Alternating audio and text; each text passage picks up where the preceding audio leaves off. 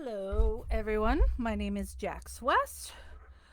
I run Stephen Avery Project as well as our subgroup MAM Gossip. And then there's my page, Justice with Jax.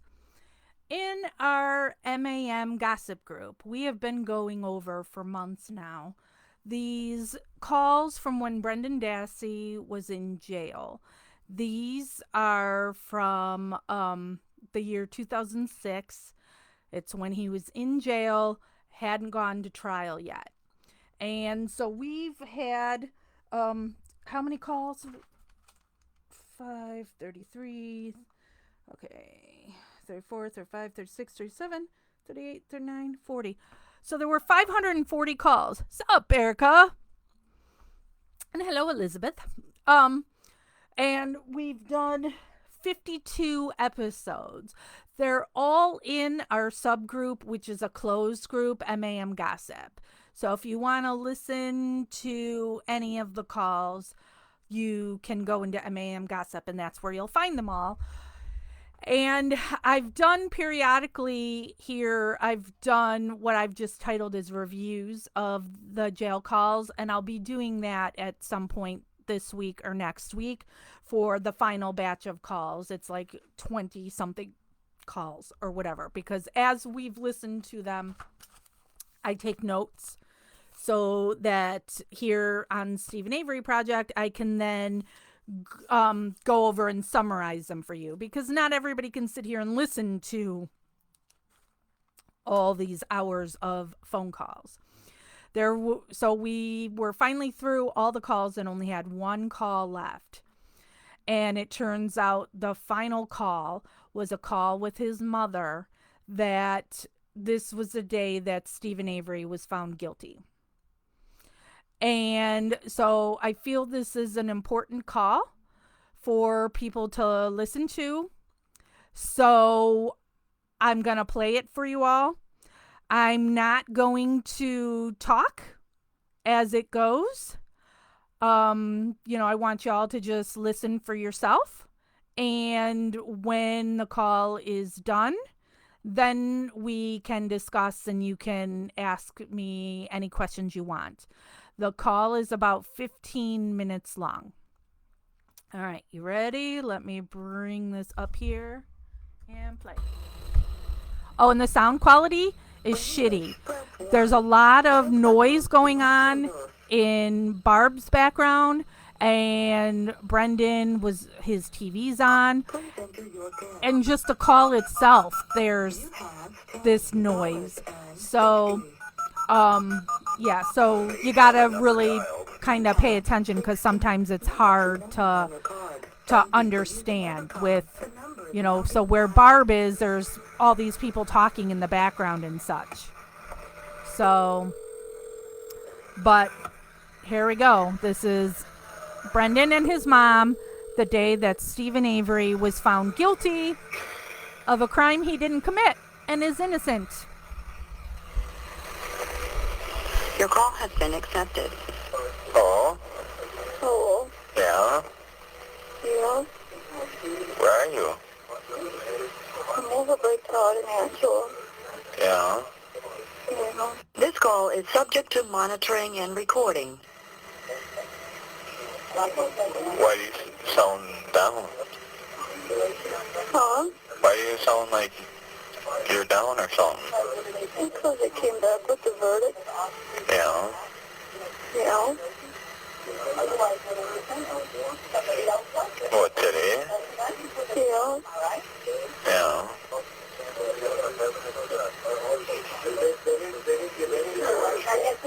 Came back with guilty. Yeah? Yeah.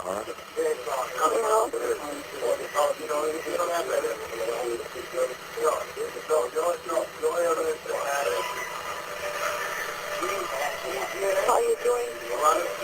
Not bad.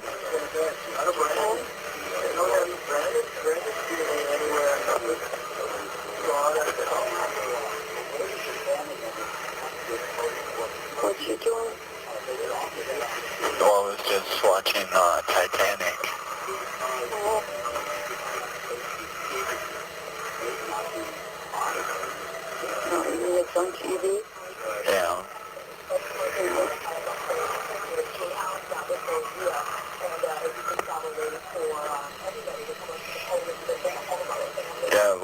came up with that today. Yeah. Yeah.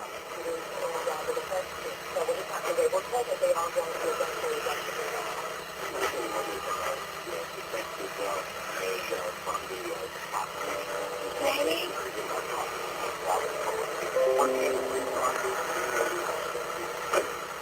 Yeah, I called the house and no one's there, so I called their cell phone. Yeah, I thought that.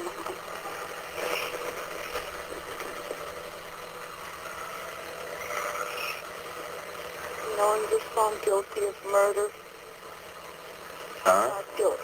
I said he was found guilty of murder, Yeah. not guilty of mutilating a body, Yeah. and guilty for the firearms. Yeah. Yeah. But he still gets life, right? Yeah, Oh. probably.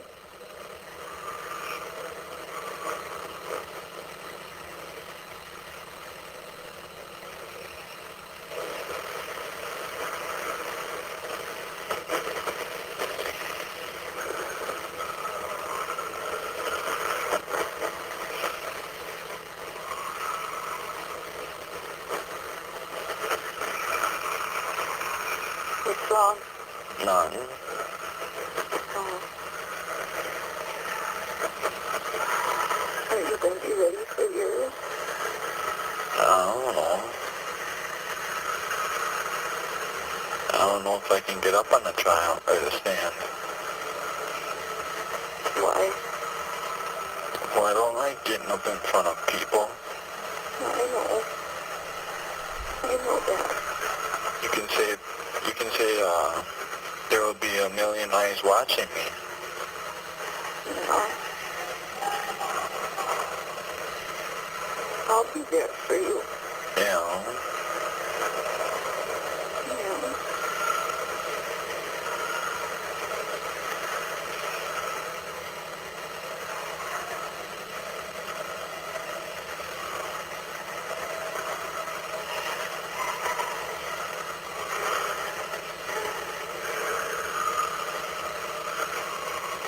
So did he do this?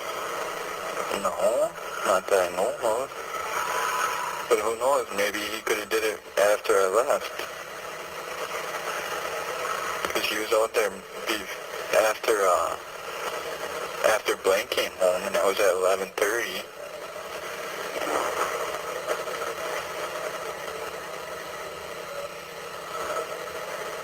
I don't think he did it. No. No. That's why I need you to get up on the stand. Yeah.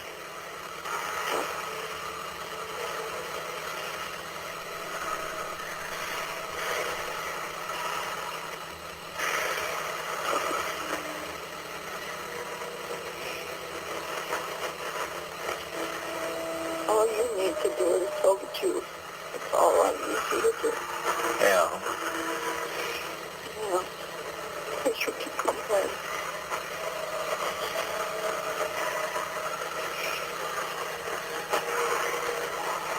And your attorneys already know what Mark Leader told you to.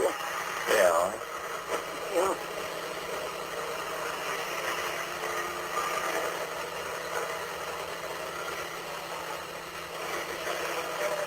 Yeah, my attorney said that if I go on the stand for Steven's trial, that I was supposed to, not answer the questions. Why? Well, he said that, I shouldn't answer questions that might incriminate me. Yeah. Yeah.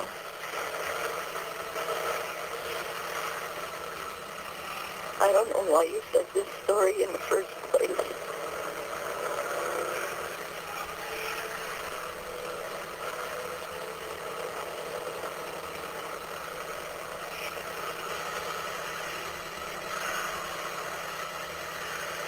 Why did you?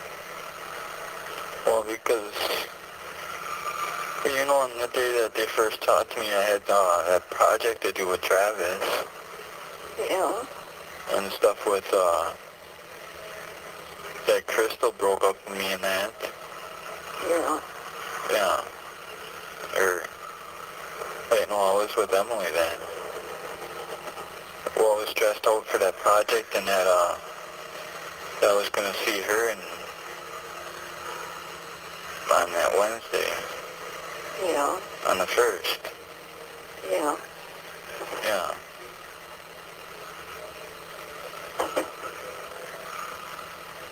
But why did you even say it though? Where did you get it from?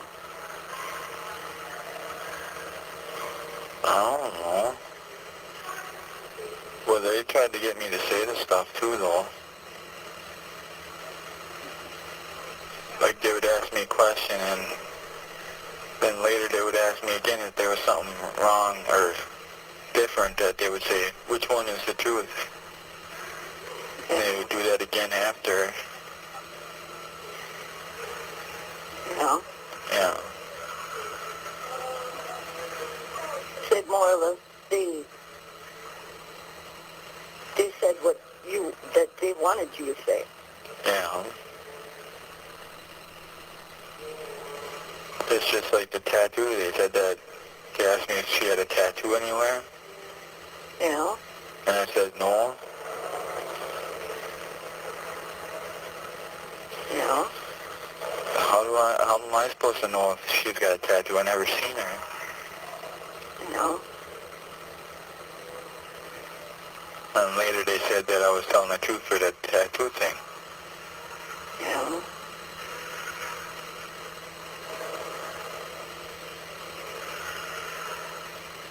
All I gotta say is you better come home. Yeah. All I gotta say. Yeah, but the thing is, they don't know much about me. All they know is that I play video games, Yeah. my age, and stuff, how I look and stuff, maybe what I wear.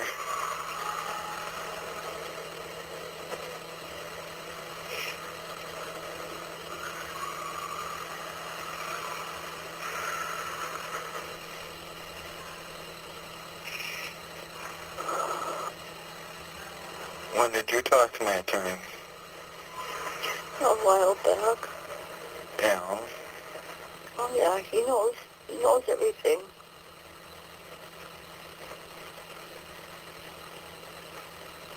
If you go down for this, something you didn't do, Yeah. I don't know how I'm going to be able to handle it. And your brothers will be crushed. Yeah. Blaine's so depressed now.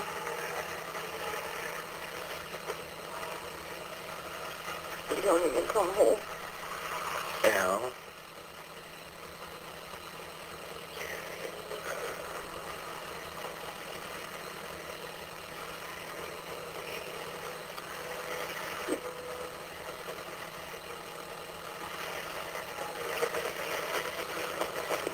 I just wish I could go back in time and change that. Won't talk to him. No, well, you can't. No. You should have said that you wanted somebody there. Yeah. That's what you should have said. They should have that. Well, no, if they want to talk to someone under 18, they should have a payment there. That's right, they should. Yeah.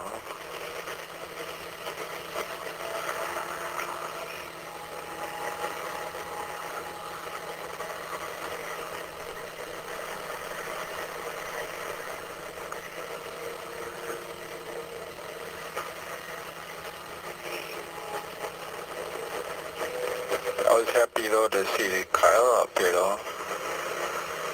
No, Yeah. I figured you would. Yeah.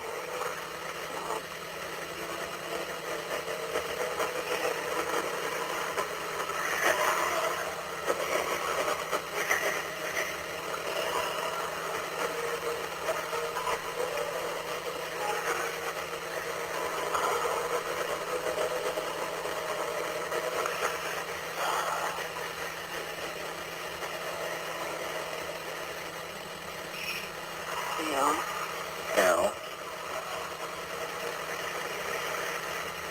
I'll be up there Wednesday. Yeah. Yeah.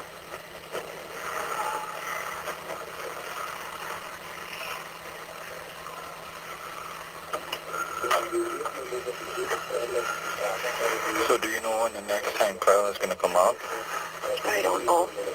No. It'll be on a Friday. Yeah, well, That's the only time she's got off.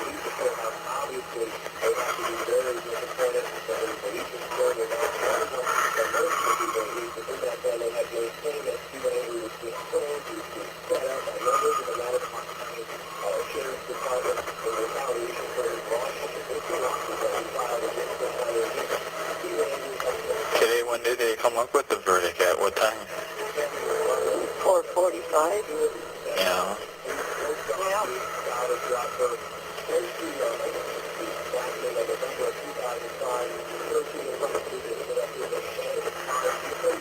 That's when I was done eating. Yeah.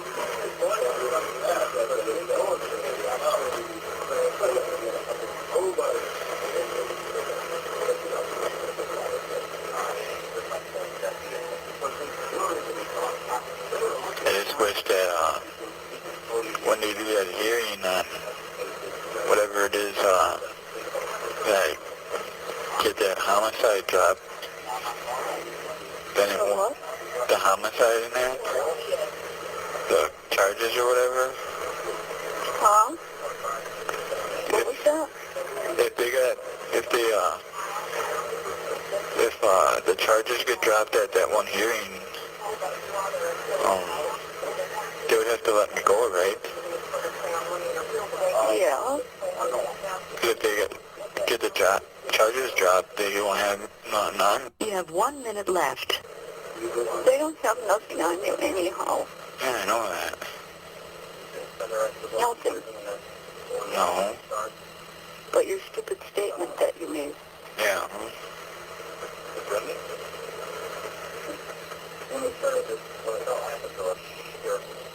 That they helped make, I should say. Yeah. We'll tell everybody I said hi right there. Brendan says hi. Bill said hi. Yeah.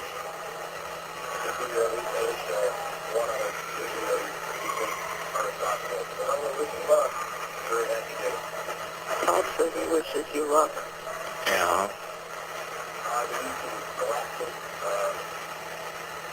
Did you tell Scott that joke?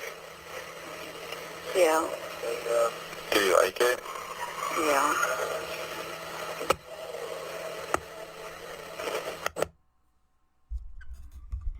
So the 15 minutes was up on the call. That's why it ends abruptly like that. So I just wanted to play that call because I feel it's important for y'all to hear Brendan's demeanor on the day that Stephen, that you could call his co-defendant, right, is found guilty. The kid's got no concept of what's happening. You would think Stephen being found guilty would add to the pressure he would feel and be afraid that he's going to be found guilty. Because if Stephen's found guilty and you're attached to Stephen, you know, that would be a real fear to think that you're going to be found guilty too. But at one point, Brendan's talking about that he's hoping at his hearing they're going to drop the murder charge for him. You know, clearly not understanding at all the situation he's in. So how can somebody think that this kid is capable of raping somebody, stabbing them, mutilating her body, and then lying and covering it up?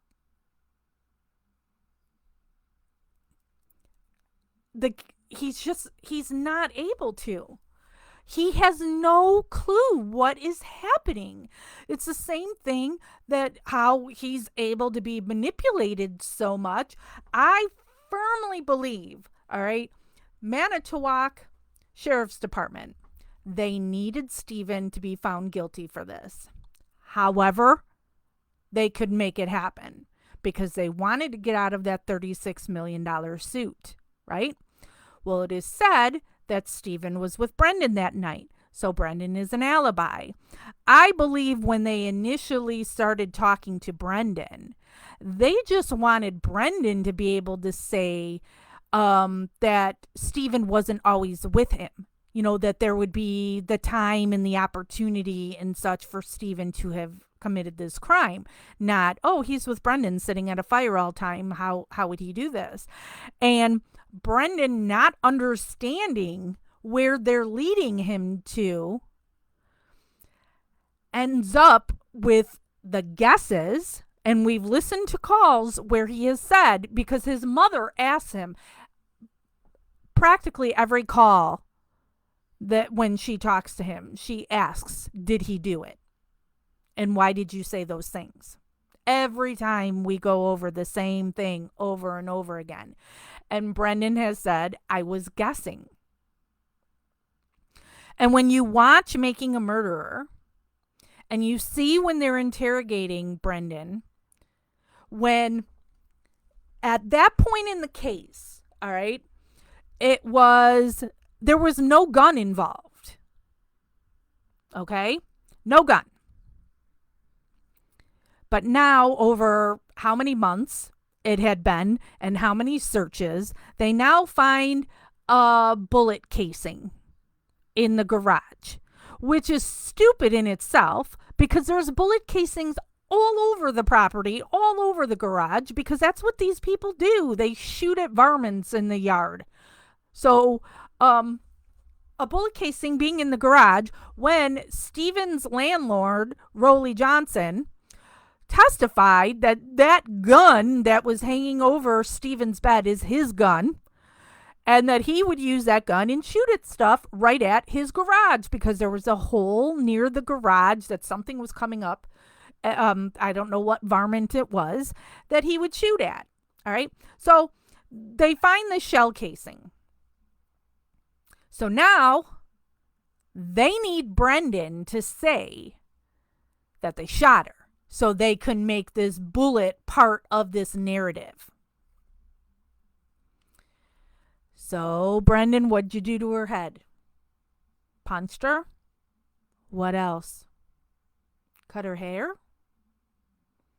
Be honest, Brendan. What else? Cut her throat? I'm just going to come out and say this. Who shot her? That blows the case right there.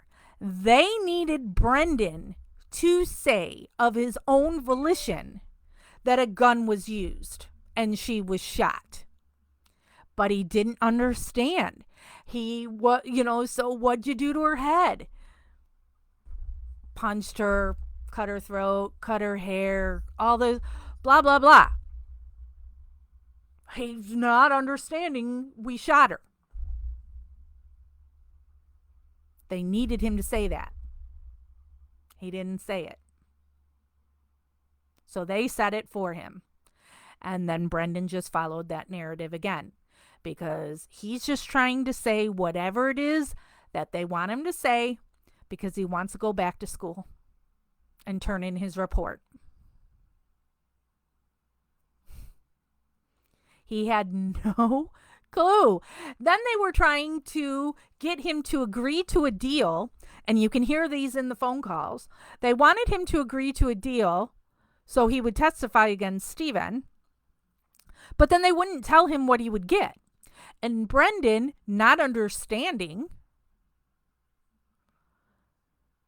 he's thinking he's going to plead guilty, and they would then let him out in 6 months, that they would move him to Manitowoc so he could be closer to his mom, that they would give him a Game Boy so he could, sit in Manitowoc and play a Game Boy and only have to be in there for 6 months and then go home. He's thinking that's the deal he's going to get if he says, yeah, I'm guilty. Stephen and I did this. Again, has no clue of what's going to happen to him on saying these things. And can you imagine this kid? All right. And I'm going to say he was a virgin at the time and still a virgin to this day.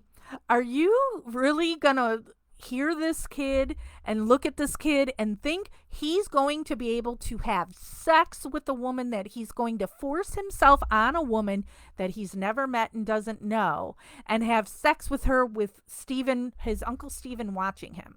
You think that's going to happen? You think that kid's going to be able to do that? You think that kid wouldn't have had many times crying about that and wouldn't just be saying it to people of what happened and then he feels bad? Brendan can't hurt anything. He can't hurt animals. You know, he comes from a family of hunters. Brendan's not hunting. Brendan's not killing anything. Brendan loves cats. You can hear plenty of calls of his mom getting a new cat and Brendan being excited with coming up with a name for the cat. But you're saying he raped a woman, punched her in the face, cut her throat, stabbed her in the stomach, helped carry her out of the trailer, but leaves nothing behind. No fingerprints, no blood, no hair, no semen, nothing.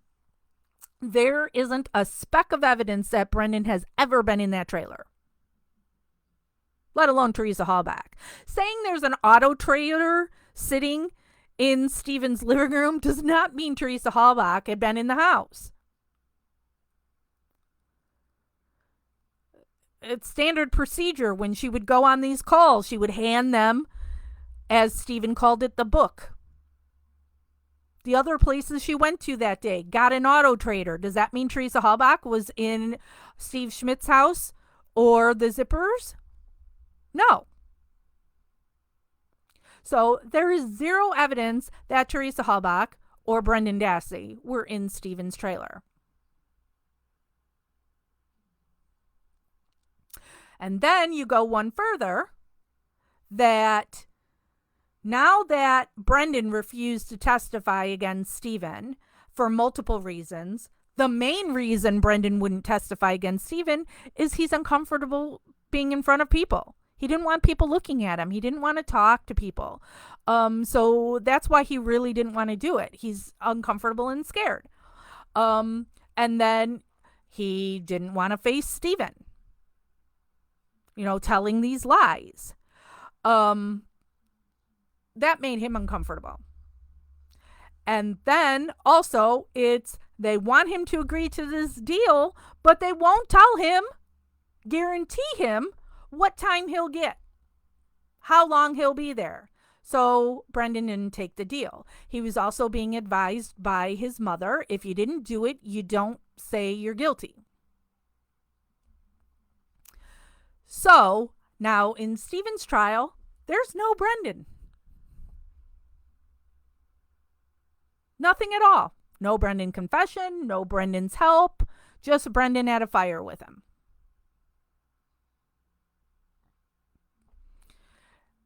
So you have two people charged for the same alleged crime, but two completely different scenarios.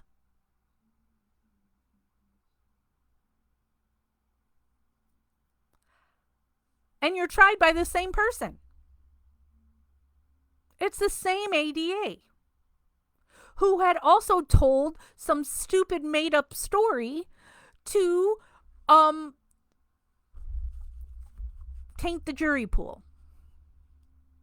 that was out there in the press, claiming that Brendan confessed to all these things, this sordid sex murder crime that I think is just his personal fantasy, because we know he's the rapist. He's the one that would make clients of his or partners of clients of his have sex with him. He's the one that would send them dirty text messages.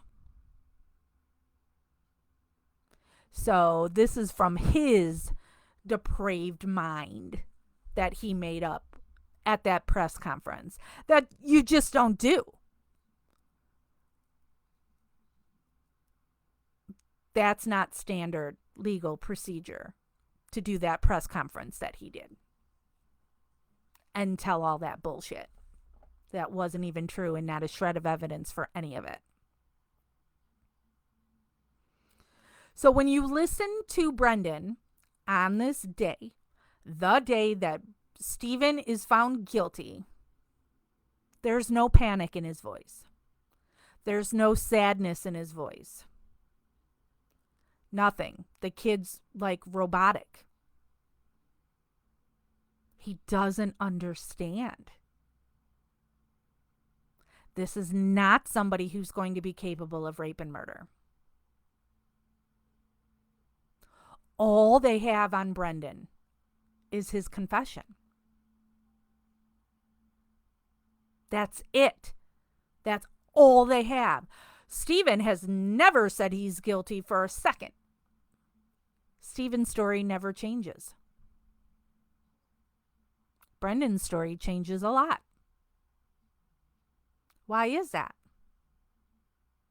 Because it's easy to remember the truth. Hard to remember lies.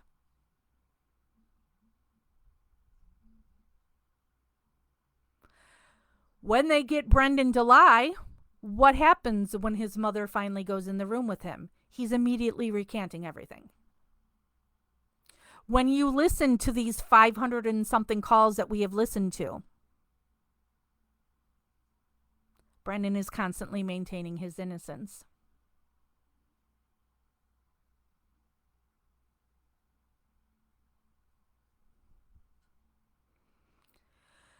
These people are innocent. Wait, what does Philip say? You say Manitowoc County needed Stephen to be found guilty because of his lawsuit, but the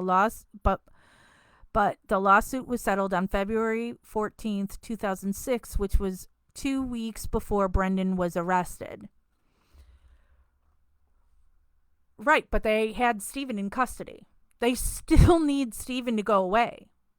And Stephen had to settle that lawsuit to pay for his defense. So, you can't put the genie back in the bottle once you've started that whole thing going of saying that Stephen is guilty of this. So just because that lawsuit was settled, it can't be, okay, yeah, he really didn't do it. Let's let him go. And they don't like him. You have to remember, too, that these people are all connected.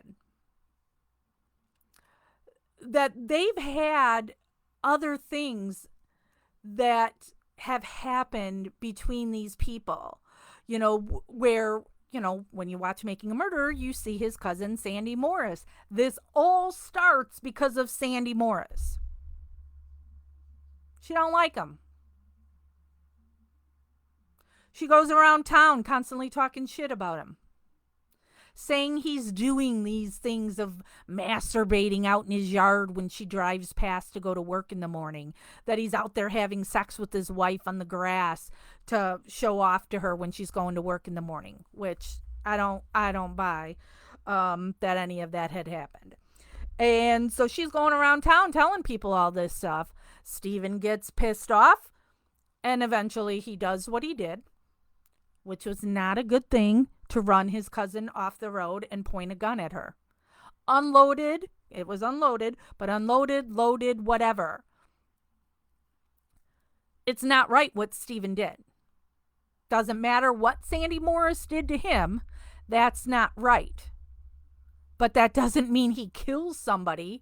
It doesn't mean, for the Penny Bernstein case, that he attempts to rape this woman, which we now know for sure he didn't do. He was with his wife and children, his newborn twins. He had receipts. He had people who saw him. But Sandy Morris, who is married to an officer, and her best friend is the one that was taking Penny Bernstein's statement, who right away goes, that sounds like Stephen Avery. And now let's make all the pieces fit to make it Stephen.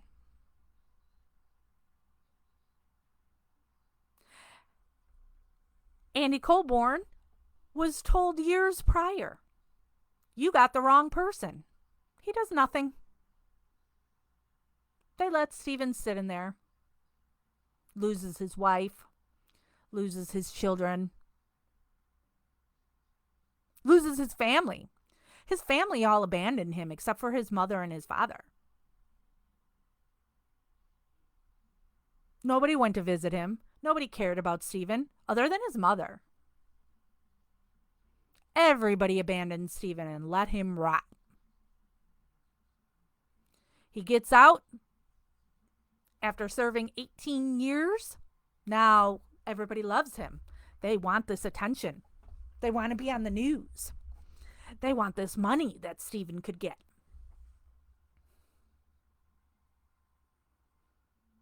Two short years later, Teresa Halbach disappears and had been at Avery Salvage that day. So let's make these pieces fit. To get rid of Stephen. His own family helped. His brothers are in the press saying they think he's guilty. Once again, Stephen gets abandoned. Only his mother and his father visit him. They don't talk to him on the phone. Stephen's life is taken again. Until Making a Murderer comes out. Then family comes swarming back around. We want this attention again and the money and, oh, this is all great. All this attention, everything. Now we'll go visit Stephen and talk to him on the phone. These people did not visit Stephen at all until right after Making a Murderer came out. I have the visitor logs.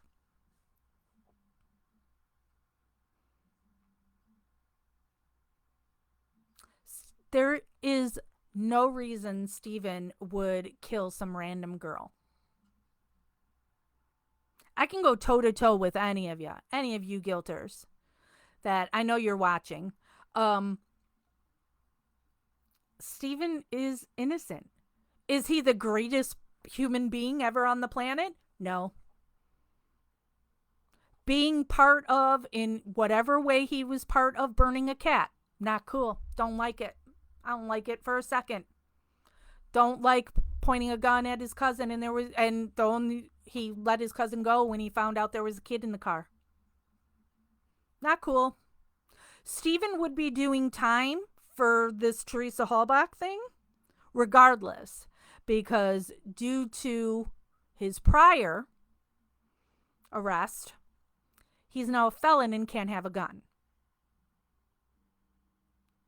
So he was going to be doing time for the weapons charge, which is infuriating too, because it wasn't his gun. That, the trailer that Stephen lived in was Raleigh Johnson's. Raleigh Johnson. I never remember if it's Raleigh or Raleigh. So Raleigh owned the trailer, the land it's on, the garage. Almost everything in that trailer was his. Jody brought a bed and a computer desk. Everything else in that place was Raleigh's. So that Glenfield Marshall rifle that hung over Stephen's bed was Raleigh's, that's where he hung it. Stephen was able to get a hunting license. Not understanding how you can be a felon who's not allowed to have firearms, yet you would legally give him a hunting license. Because the family, as I said, are avid hunters and they've got property. Everybody in the family has a second home up in Crivets and, they go there and hunt. Not that I think Stephen was really a hunter. Stephen's more into, he enjoys cars. He and ripping apart cars and putting them back together, and he liked fishing. You saw that too in Making a Murderer, that's something that his dad wanted to do with Stephen, is they were going to raise this fish, and he had the big things that he put up a pole barn, and so there were going to be these big things with water with fish and all that.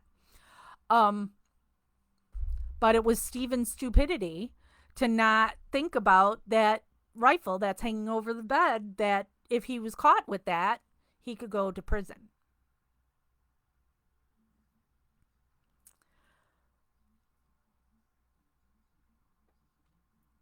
It's just... Oh, Lynn says Raleigh Johnson even attempted to sue for the damages and property he lost via law enforcement. Yeah, when they went into that trailer, they destroyed it. Manitowoc did. I mean, they were taking pipes. They were taking, ripping up carpeting. They took paneling off the walls. I mean, and you get nothing out of it. They get to, so that's Raleigh's property. Nothing. They don't clean it up. You don't get money to fix it. Nothing. You get to just destroy somebody's home.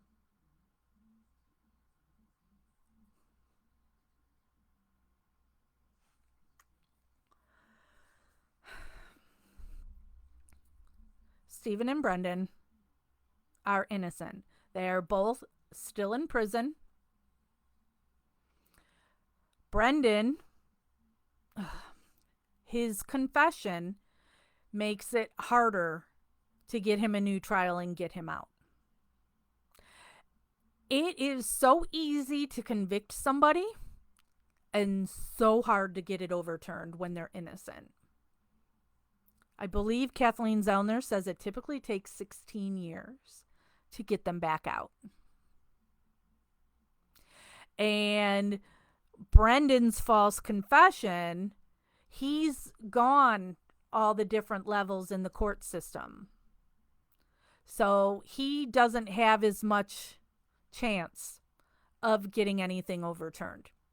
That's why his legal team has really been pushing to try and get the governor to pardon him, let him out, clemency.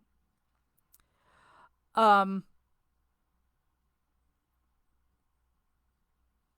only a governor could free Stephen and Brendan because it is a state case, not a federal case. Dawn says, why play this? It isn't new information. I want new information about the case. Well, there isn't anything new. So why play this? Because I'm going to guess probably almost everybody has never heard it. So if you don't want to listen to it, you don't have to. But this is a way to bring some attention to the case that is just sitting stagnant.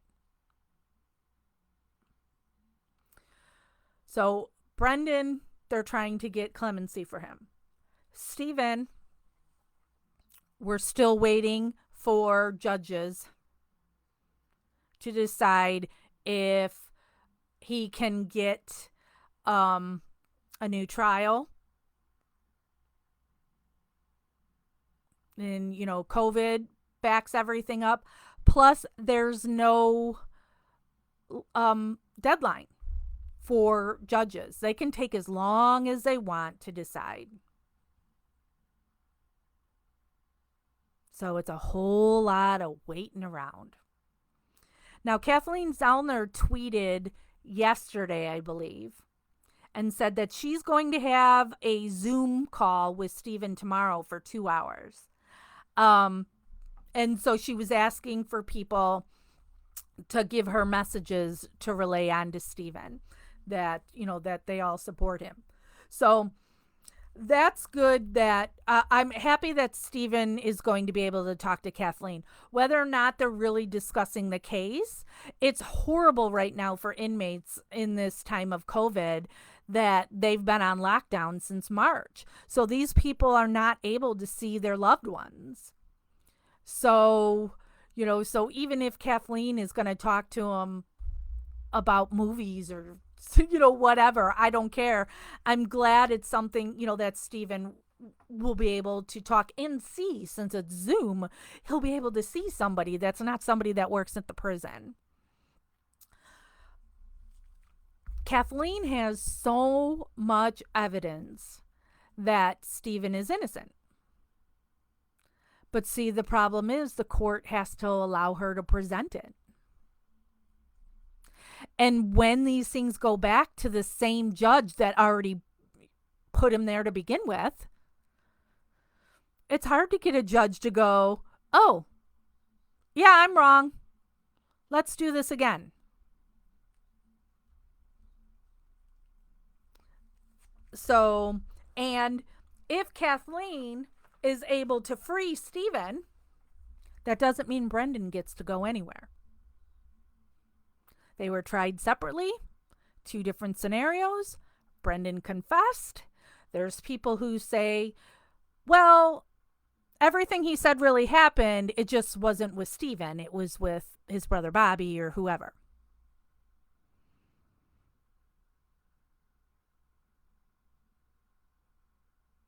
Oh, okay, Lynn. Don't know that it's a 2-hour meeting. That she means it was for 12 on December 2nd, not 2 hours. Okay, but still good that however long it is that Stephen gets to talk and see people.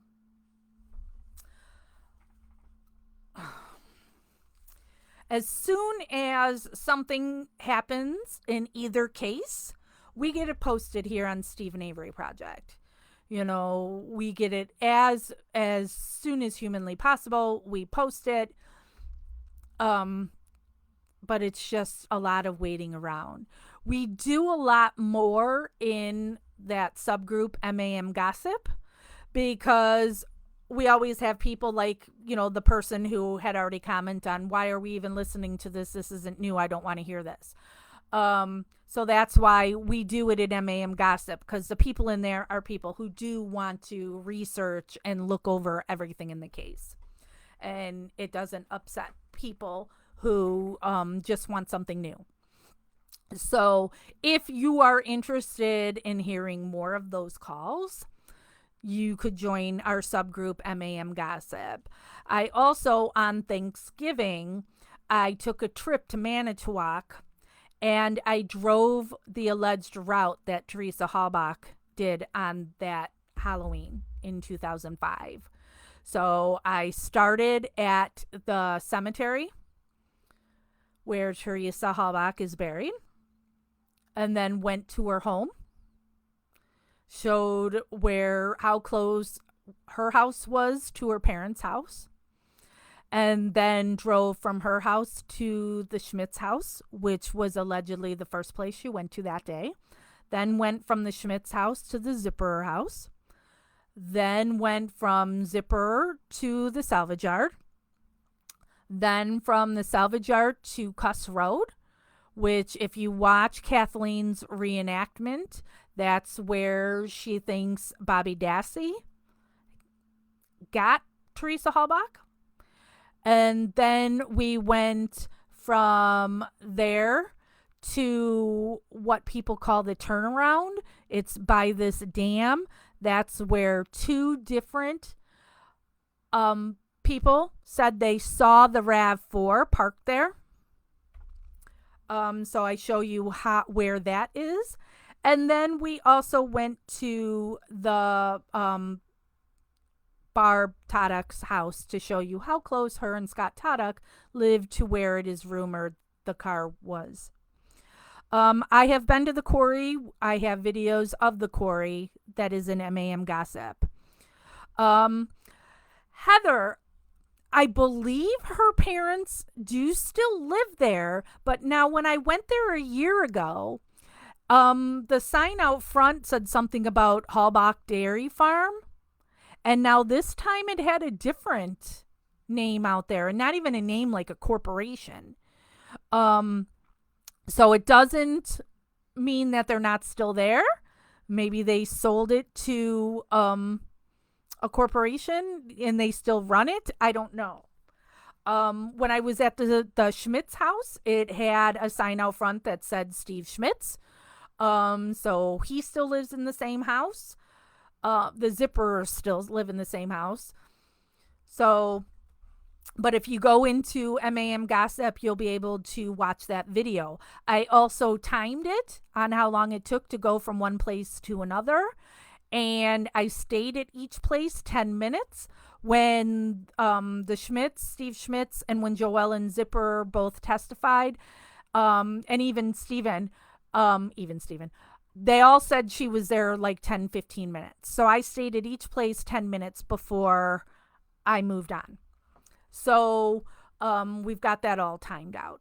So if you go into MAM Gossip, you'll be able to see those videos from this last time I was there. And I've been there like 5 different times. So there are different videos where when I was at Steven's trailer, when I was at the garage, where I was at the burn pit, I walk the Pam Sturm Path of God, where I timed that walk to show that there is no way that Pam Sturm would be able to have found that car as fast as she did without being told where to go. I also have a video that shows there's no way possible that the bus driver could have seen Teresa Halbach taking pictures of that red minivan. Not possible. I've debunked that too. So all those videos, like I said, are in MAM Gossip, and you can see those there. And you can listen to the rest of these calls if you want to. I will be doing another live here on Steven Avery Project. I'm not sure when, where I will do the review of the final calls. You can go into the videos here on Steven Avery Project and you can watch the prior ones where as I've said, I take notes as we listen to the calls and then I summarize them here on Steven Avery Project, because there are people who can't listen to them all. Hello, Rob. So you can find those there. And I don't know there's a bunch of different videos that are in there as well. So we'll be doing that within the next week. I'll do the final review of those jail calls. And again, these jail calls are they're all from 2006 when Brendan was in jail before he went to trial. Somebody filed a Freedom of Information Act for this chunk of calls. I don't know why that these are the calls that they got. No idea. I don't even know who got them. But somebody got them and then somebody else sent them to me. So that's how I have the calls. And so, like I said, we've been going over them for a long time because there's a lot of calls and, I'm not able to do them on a very regular basis. We do have, I see people talking about sending letters to Steven and Brendan. We do have pin posts that have the addresses for both Steven and Brendan if you would like to send them a letter or a card. Feel free. The only thing I ask if you write to them, and this is just how I feel personally, I really don't like people writing to them and asking them about the case or saying I feel so bad for you or anything like that. I want you to be an escape for them for however long it takes them to read your letter or your card. So I want, so tell them who you are, where you live, tell them, what you like to do, what are your hobbies, those kinds of things. So Steven doesn't write to that many people. He's not comfortable in writing to people. And, there has been people who just try to manipulate him and then they try to sell the letters and all that kind of drama. So, but you shouldn't go into this in thinking you're doing this to get a letter from them. You're doing it so maybe you can be a bright spot in their day, right? So you have a better chance of Brendan writing back to you. But again, don't go into it just because you want a letter back from somebody maybe you think is a celebrity. Be thinking about what good you could do for these guys. So we do have a pin post that you can go to that has both of their addresses. We also have instructions on how you could, if you wanted to donate money to either guy. We here do not want you giving money to any GoFundMe, no matter who you see it's from, whether or not their last name is Avery. Do not give to a GoFundMe, any of that. There's just been too many scams that have happened. So there are ways you can donate directly into the guy's commissary accounts. And that's the easiest way to do it as well. I know there's people who want to, it's like, well, I want to buy them something specific. Does he need socks? Does he need a shirt or whatever? Well, they're also limited on what they can have in their cells. And if they get too many of something, then they have to pay to mail it out. So it's just easier if you put money in their commissary account, and then they can use it whenever they need it for whatever they need it for. So we have instructions in a pinned post on how you can put money directly into the guy's commissary accounts. Then in Stephen's case, you can also go on to Kathleen Zellner's website, which is KathleenTZellner.com. Go on her page for Stephen Avery, and she's got links in there how you can either put money directly into his commissary, how you could directly into his commissary, and how you could donate it to her, for the legal expenses. So she is doing the case pro bono, but it still costs money. And Stephen has paid for, with money he's made from Netflix or whatever, has gone towards testing and whatnot.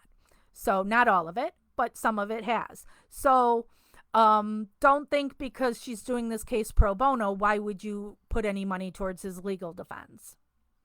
And also, if nothing is currently going on in Stephen's case that they need this money for his stuff, Kathleen is always representing wrongfully accused. So she'll pay it forward and it'll help another case. So those are your two options. Put it directly in commissary or send it to Kathleen Zellner. And we'll do a live, like I said, we'll do a live where we'll summarize these calls. If anything happens in Stephen's case, we'll get that posted. If Kathleen tweets something after her visit with Stephen, we'll share that as well.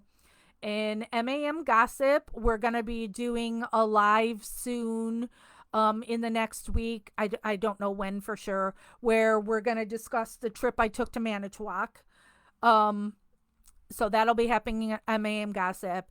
And then the other page I have, Justice with Jax, where we talk about a whole bunch of different cases.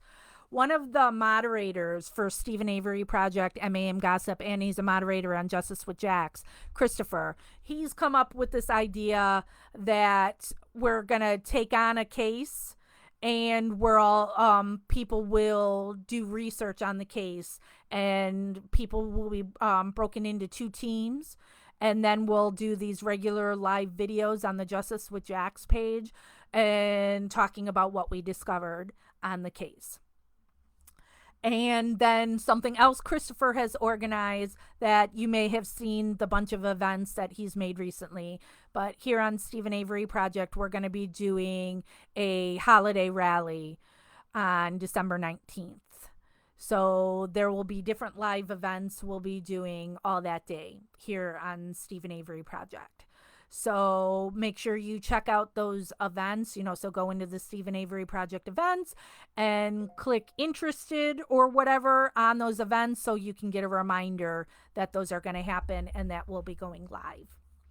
So I'll end this video now in, again, reminding people, because people always want to know how are they do. They're still in prison. We're still waiting to hear anything. Stephen's parents, as Kathleen said in Making a Murderer 2, they get older every day. Every day that Stephen is still in prison is another day closer to losing the opportunity of him being able to be free with his parents still alive.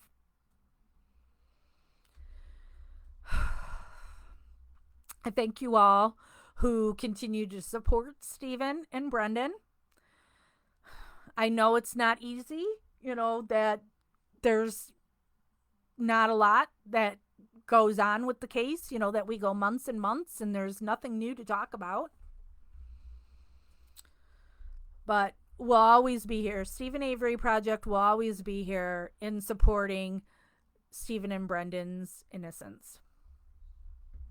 So if you want to join us on Justice with Jax, we will be live there on Thursday at 1 p.m. Central Time. So it is 3:11 p.m. right now as we're live right now. So 2 hours earlier from right now is when we'll be live on Justice with Jax on Thursday to discuss some things and our new thing we're going to do in discussing a brand new case over there.